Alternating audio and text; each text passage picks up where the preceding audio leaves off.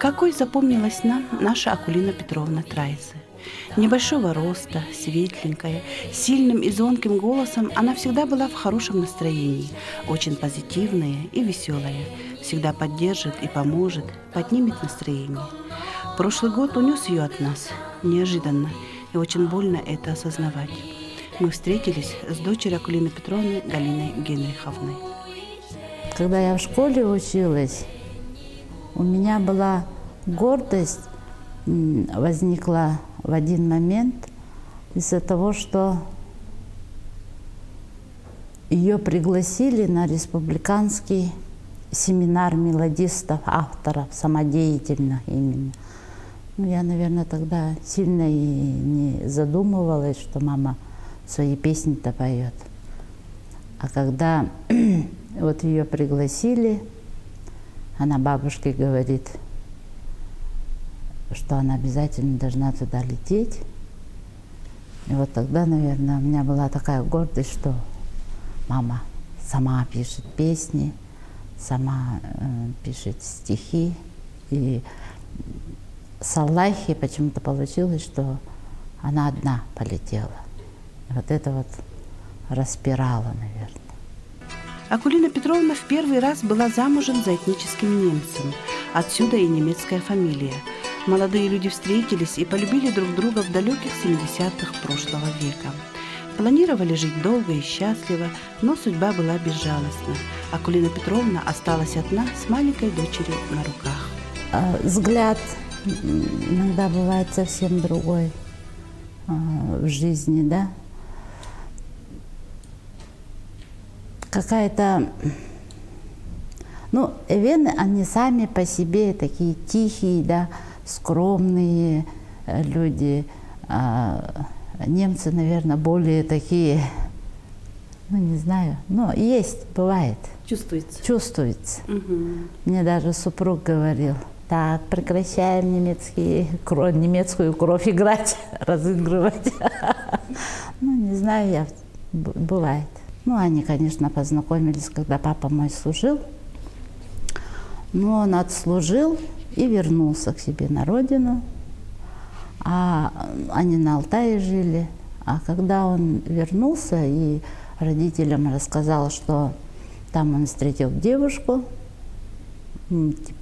пообещал вернуться, и я, мне надо, наверное, ехать.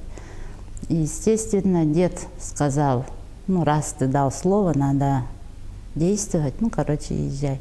Он 2 раза обратно возвращался с Якутска, потому что погранзона же у нас была, и без вызова не принимали. Поэтому он даже билет не мог купить. На 3-й раз он вернулся. А когда он вернулся, по-моему, мама встретила его, естественно, домой привела. И бабушка тоже мне тогда рассказывала, говорит, они зашли, твой папа сказал, что он женится на твоей маме, вы согласны? А бабушка говорит, я же раньше, говорит, по-русски вообще не разговаривала. И сказала, вот ее комната, идите и там спите. Живите. Она сказала, спите, но не знала. И вот, когда я уже взрослая была, во время студенчества, она рассказывала и всегда смеялась. Я бы сейчас так не сказала бы, говорит, я сейчас грамотная. Галина Генриховна, а как это расти в семье очень творческого человека? Это вообще в гуще событий всех получается.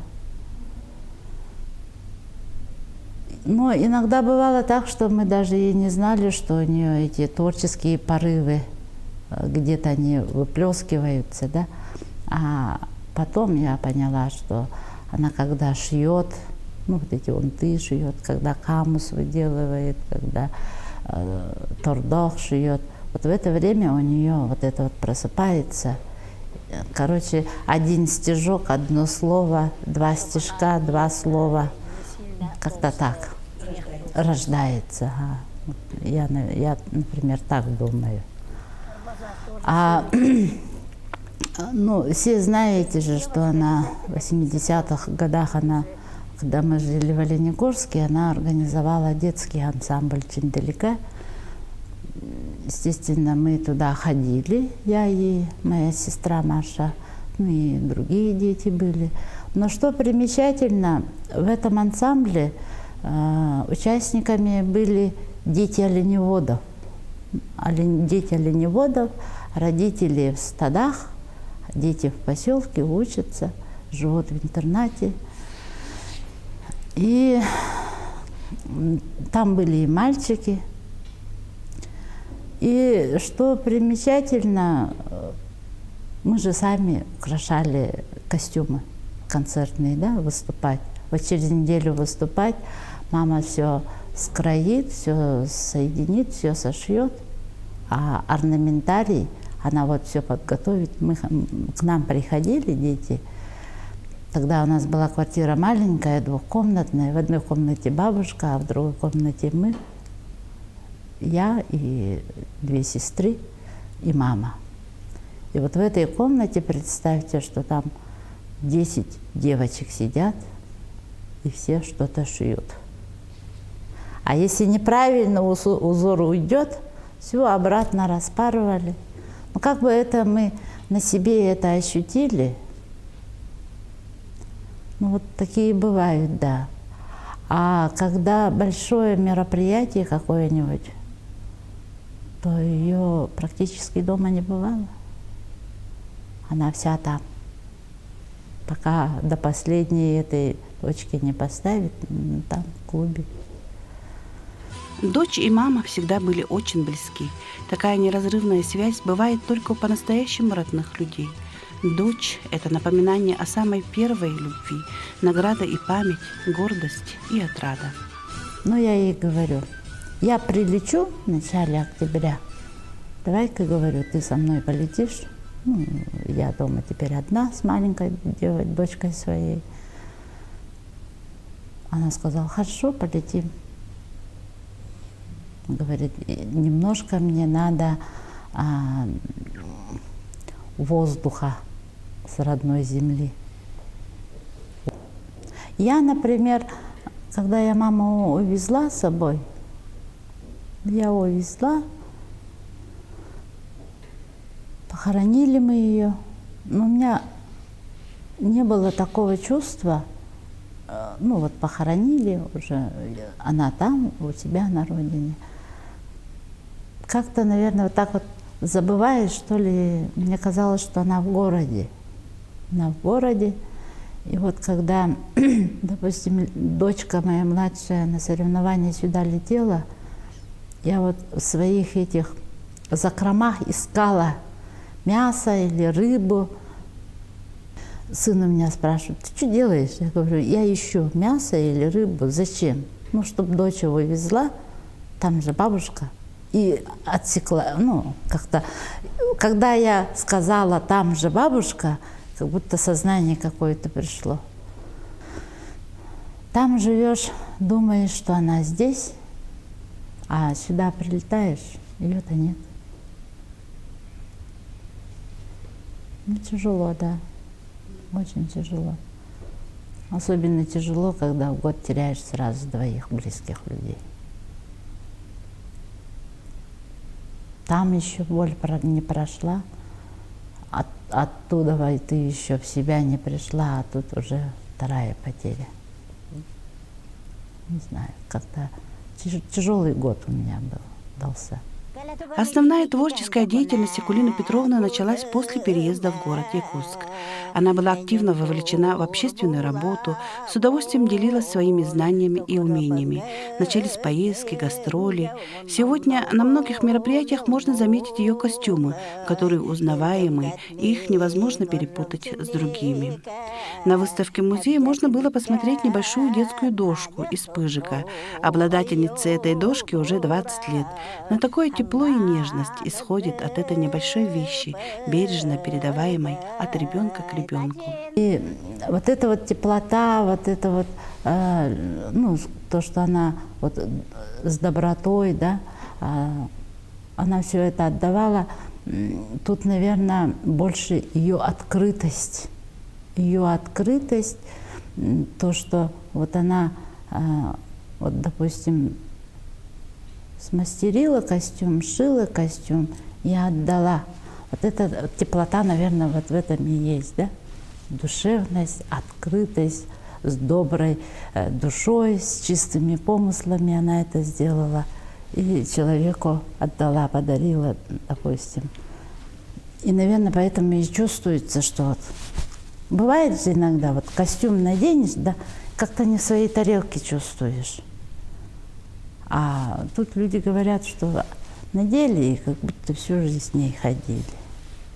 Акулина Петровна обладала уникальным даром. Могла на лету сочинить песню, спеть ее и отпустить в народ.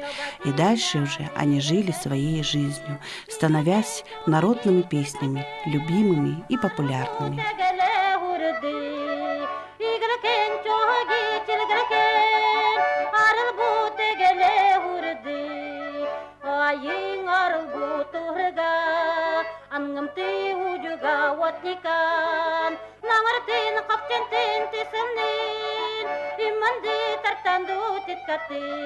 Я когда совсем маленькая была, 6 лет было, и Федя говорила, ну, среди своих сверстников говорила. И потом отец вышел и сказал, нельзя мне, женщины не родят. Это нашему роду запрещено было. И я с тех пор все время тихушку делала. Где-нибудь соберусь и сама делаю. И мне очень нравилось, когда круг делали, я в круг ходила и сидела, и каждого слушала и смотрела под ноги, как они ноги делают. Сейчас я своих внуков учу и правнуков, и чтобы они, внучки все говорят, эти, дети, дочки тоже все говорят. Как получится, так и пою.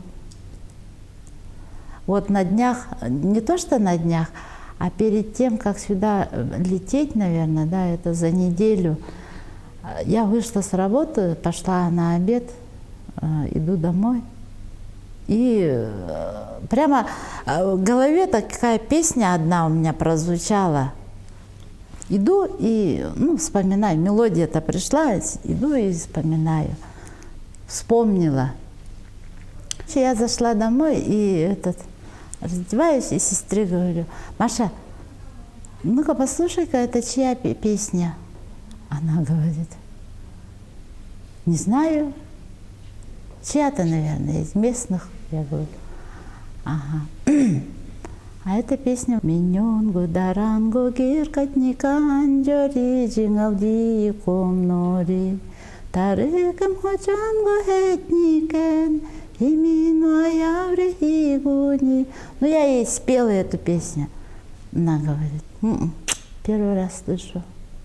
А потом я вспомнила и якутский, я вспомнила и русский. Я говорю: все, это мамина песня. Я говорю, эту песню она пела в 1987 году, когда в Оленегорске проходил такой тематический вечер интернациональной семьи.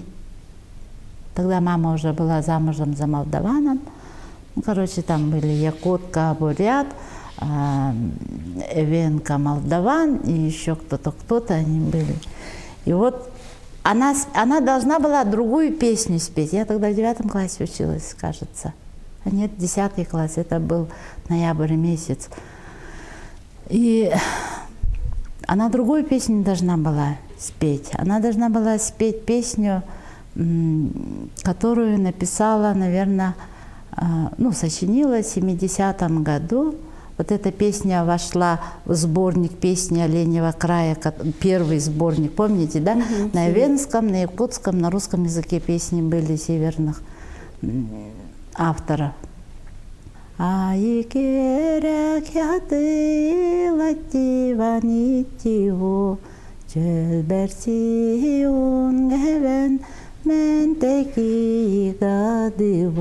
эту песню она должна была спеть. А я после вечера-то спрашиваю, а что, говорю, ту другую песню ты спела? Она говорит, ну вот из дома вышла, говорит, как раз, говорит, этот Володя, ну вот муж, ее вот так вот приобнял, и они пошли. И в это время у нее, пока они из дома до клуба шли, у нее вот эта вот песня появилась. Вот. Ну, вот эта вот песня «Орыл», Габули Таңнялкан Орыл, она написала в 70-м году, и они в этот год, в марте или когда, у них тут был фестиваль-то республиканский самодеятельности. И вот они с делегацией приехали, она эту песню исполнила. Это 70-й год, получается, 71-й. У меня есть фотография дома, они сфотографировались, и, ну, видно, что она мной беременная. И говорю, что вот этой песне 50 лет, получается. В 71 году она первый раз исполнила. Но песни у нее, ну, вы же знаете, да, что песни у нее всегда посвящены какой-то дате, какому-то событию. У нее очень много песен, посвященных юбилею родного Улуса. Есть песни, которые она посвятила молодоженам. Ну, вот такие вот, как-то по тематике у нее это все, вот эти вот песни. Вот. А все это у нее пришло, наверное, вот это выступление, пение ее. Это, наверное, все пришло от бабушки. Бабушка же ей все песни переводила. Якутские песни на венский язык переводила. И впервые на сцену она вышла, когда ей было 5 лет. Она ходила в клуб с братом старшим. Пока люди собираются, она на сцену выйдет, песенку споет, ей конфетки дают. Они с братом делятся. Потом вот говорили, что у нее, когда она маленькая была, у нее голос был очень звонкий, и более как-то ее голос подходил, вот поют же эти в фильмах индийских, к индийским каким-то голосам, такой звонкий был, говорят, голос. И даже было такое, что под бис ее опять звали на сцену, а она, естественно, уже конфетки поела, а брат ее платочками так вот вытерет ее лицо и опять на сцену. Вот она вот это вот все рассказывала. А потом-то эта бабушка тоже, бабушка же все время с нами же оставалась, когда она уезжала-то на гастроли, на эти семинары, конференции. И вот бабушка иногда, конечно, возмущалась, но и мама говорит, именно татин ориш диди. Это, ну, ты же меня приучила, ты меня это. И все. Сама нацелена. Да. И все, и это. Ну, бабушка что скажет? Ничего не скажет. Но сейчас можно сказать так, что, да, что-то все помаленьку, по крупицам, что-то я переняла у мамы. Маша тоже. Брат у нас поет. Ну, он больше, конечно, русский, ну, современный, но он поет. Маша тоже поет. Ну, почему-то упор сделали на меня. Я пою, Хяча говорила в свое время, да. Ну, это еще, когда я в школе училась, не знаю, за что мне такая честь была. Хеджа пела, танцевать никогда не танцевала я. Ну и в постановках я играла. Маша поет, младшая сестра у нас была, она тоже пела и хеджа запевала. Ну, как-то по чуть-чуть, понемножку у нас вот это есть. И когда живешь вот в той семье, где почитаются традиции, обряды, культура, вот это тоже у нас как бы есть, да, и это передается. У нее, конечно, с переездом в Якутск у нее стало возможностей больше. Вот именно для того, чтобы раскрыться как творческий человек. И, конечно, мы, например, мы очень рады, вот я всегда говорю, когда при каждом удобном случае, что мы всегда благодарны вот Музею музыки и фольклора, что вот ее поддержали. Дом Севера тоже, она там тоже ходила, и тоже поддерживали ее. Вообще вот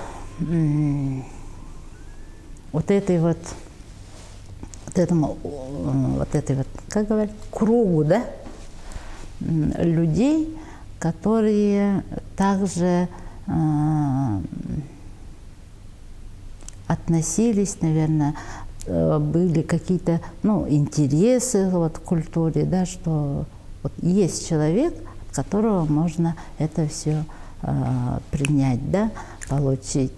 А у нее появилась аудитория, которая ее слушала, да, и принимала то, что она говорит.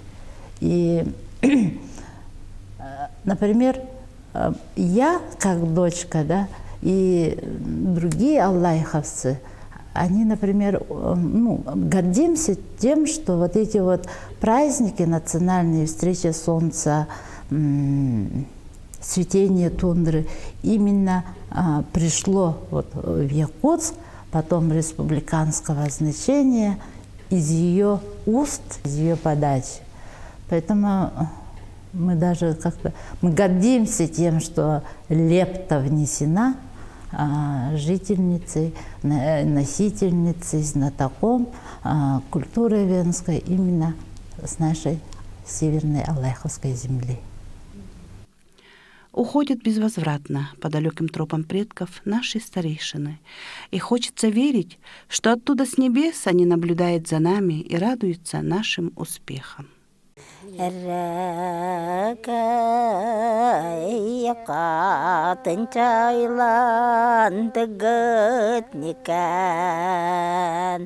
Ленаука да бугунду найдукун тегет никан отерпу jonto никан яко найен